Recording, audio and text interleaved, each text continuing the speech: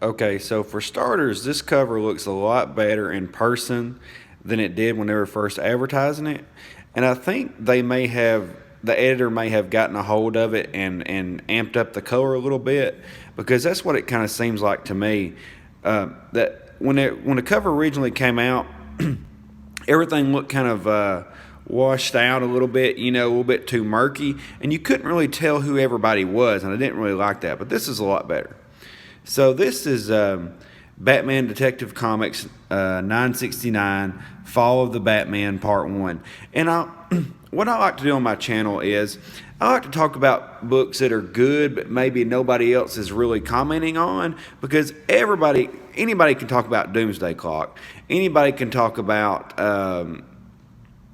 Superman, Batman, but these are good books that you need to also be checking out. They tell all these good little side stories about these characters that you might like, but you're not really getting a chance to really see. And it also has Batman in it. I mean, so you're getting the best of both worlds. Now, Justice League of America, not so much. So basically, we get this story here, and I'm a little bit confused because they're starting a new story arc, so you're trying to catch up.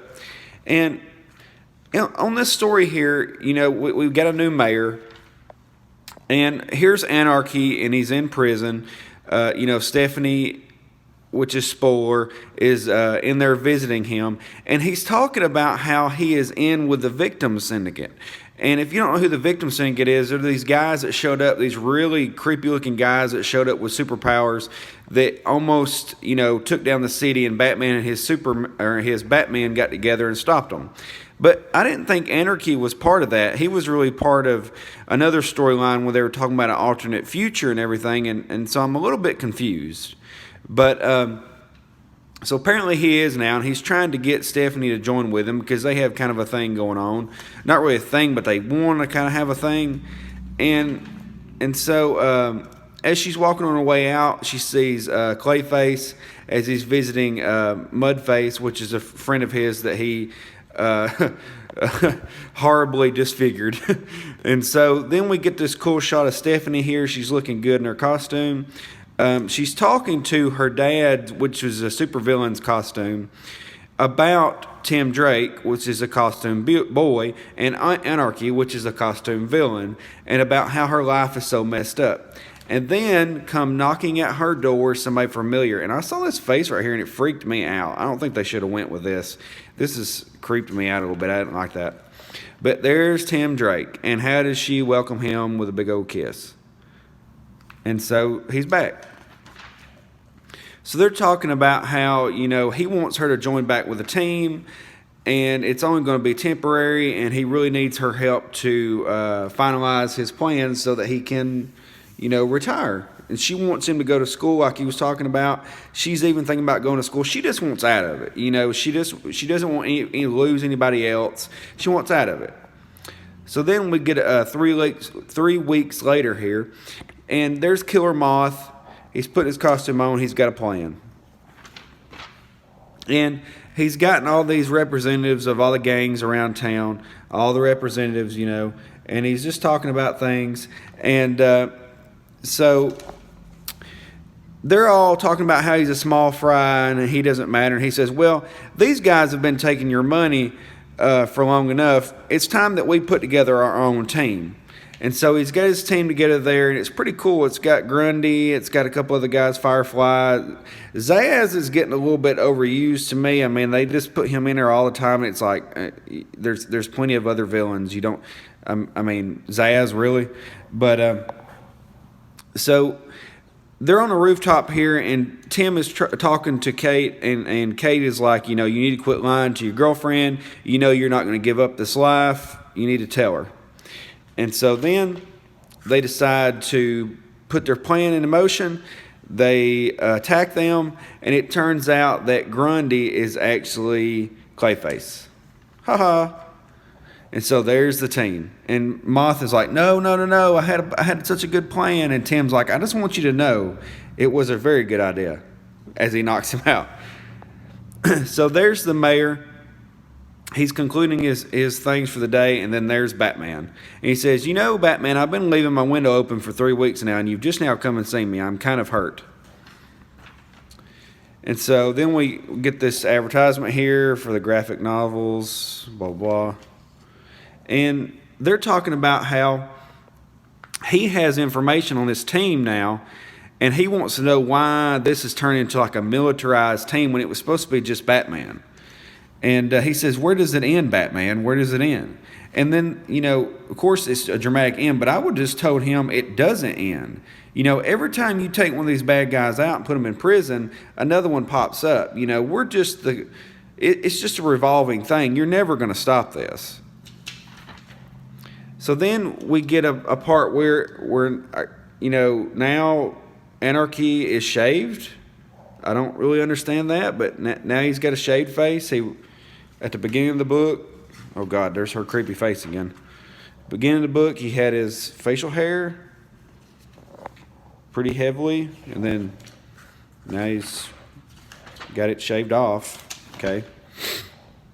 It threw me off because I thought it was a different character. And so then we see, what's her name here? She's even got the cops helping her now. They're putting on her costume. And he's talking about how, we may still get Stephanie, just keep working on her, but, that team is poisoning her mind, all that kind of stuff. He says, "The city trembles in fear, Anarchy. We need only stoke the flame. And in the end, Batman's entire family will fall at the hands of their own." And so there's the team all together, the victim syndicate again. So they're apparently going to get out of prison.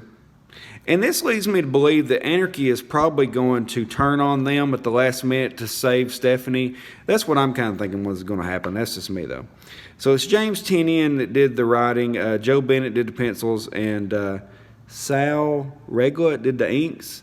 And this has been a pretty solid story every issue so far. It says Sin Against Strikes. That's the next issue. But check out this advertisement here for this new TV promo. Crisis on Earth X. Like, if you had this as a poster, this would be awesome. They hand-drawn everybody as characters. Look at the evil characters and the good characters here. And then you've got everybody hand-drawn. There's Wild Dog. There's everybody. There's my girl, White Canary. And, this is pretty awesome. I like that. Way to take an extra effort. Way to take initiative. But, this is a fun comic. I would definitely say check this out. It's got a lot more drama than the other comics, a lot more storytelling, and that's just James Tynion's nature. He's kind of darker. He's kind of more about the drama. God, I keep turning it to her dang creepy face. And, so it's very good. I like it. It tells a very good story. I like that they have these side stories going on. They're not just all about the same story. They've got different things going on as they're talking about the main storyline to kind of keep you entertained. I kind of wish that they'd actually had the fight here, though, because all you see is dude get smacked in the mouth. So I kind of wish they had more of that. And hey, Grand Comics. Hey, look, there's yellow on his back costume. Grand Comics. I know how you like that. It's my favorite suit. But yeah, it's pretty cool. I like this so far. I don't like Anarchy. I don't know what it is about Anarchy. I think it's his face. I just don't like him as a character. I think it's because he's trying to steal my girl Steph from Tim Drake. Needs to leave her alone. She already got a man. But that may just be me. But yeah, check out this cover. This is pretty cool. If you had this as a Virgin cover on a wall or something, it would be pretty awesome. That's like the whole Bat team there. Look at Batwing. He got to sit there in the back. Clayface got a bigger shot than him. I kind of lost Clayface at first. I didn't see him. Now I see him. Azrael, he's pretty awesome. He got in his Asbat suit a couple of issues back and had to fight like an evil version of him in the Asbat suit. It was pretty awesome. You need to check that out. But all right, guys, that's pretty much the issue. Tell me what you think about it so far. Tell me what you think about my review. Hit the like button, hit the subscribe button. Definitely check out this book, though, because it's very good. It's a very good issue. It does have its quirks. It's not perfect, but it's a lot better than some of the other stuff that's being put out right now. It's just a solid superhero story with a little bit of talking on the sidelines there. Same-o, same-o. All right, guys. I'll talk to you later. Underground Geek out.